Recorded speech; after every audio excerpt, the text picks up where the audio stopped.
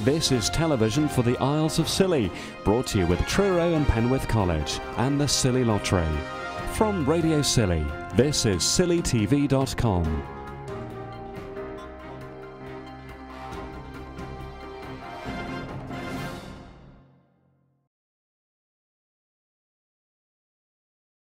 What role are you playing then? I play Arthur Conan Doyle, Moriarty, Reverend Spencer, and an assistant, and Mr. Bateman.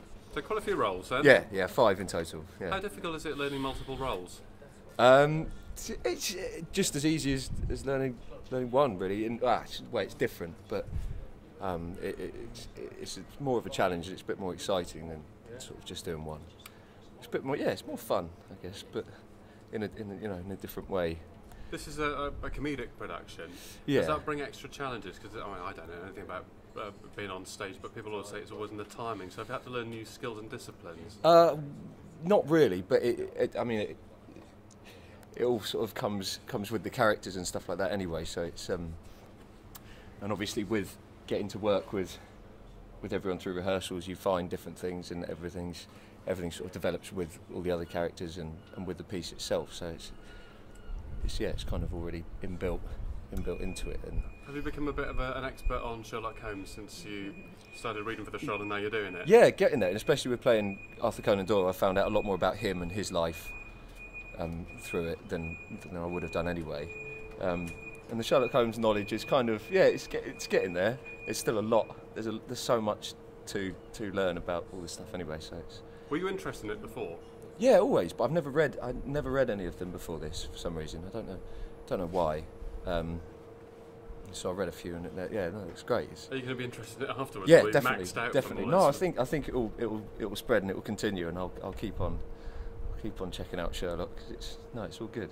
It's quite trendy at the moment as well. I mean, is that helping, do you think, with the sort of profile of people coming along? I think so. Yeah, it could be, especially with the films coming out and stuff like that. That we'll be getting a more of an interest from younger people, as Annie was saying earlier. But yeah, I think definitely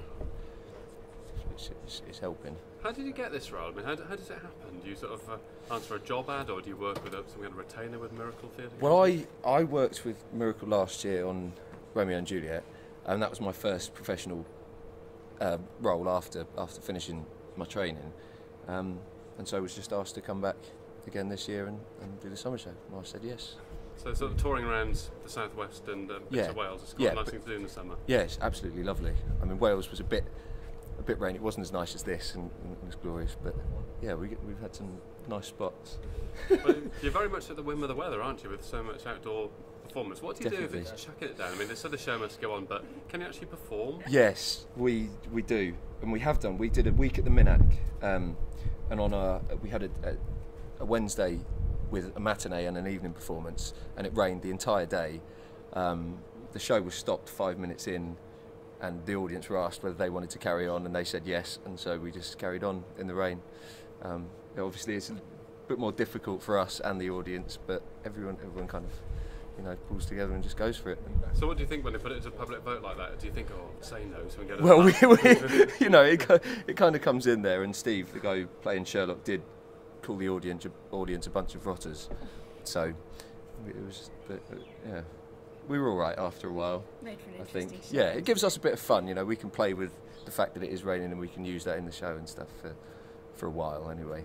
And then we just have to get on with it. You play these multiple roles, 40 times over the summer period? Is that right? 60. 60. Yeah, 60 shows in sort of 40 different venues, isn't it? I think, yeah.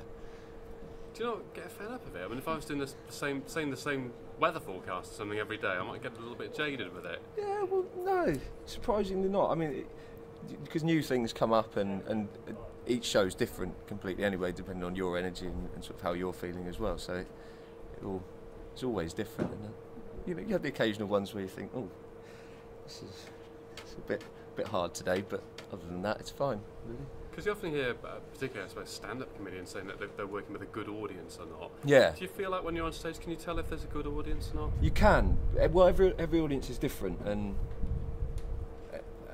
a good one is kind of hard to put a finger on, because they can develop through a piece. They can be quiet in the first half quite a lot of the time because they're listening to it and trying to work out what's going on, and then the second half can just completely explode, and you won't know, where it's come from. But it's very hard to tell what's going to happen early on. Anyway, you can sort of get. What do we need to do on Tresco and St Mary's to be a good audience then? Just enjoy yourselves. Just listen and enjoy the piece, I guess, and laugh a lot. Yeah, laugh a lot. Laugh a lot would be nice. Do you get moments then where you've delivered a line that you thought was really funny at the start, or when you're going through the script read-through, and people just haven't got it? Or yeah, we do, yeah.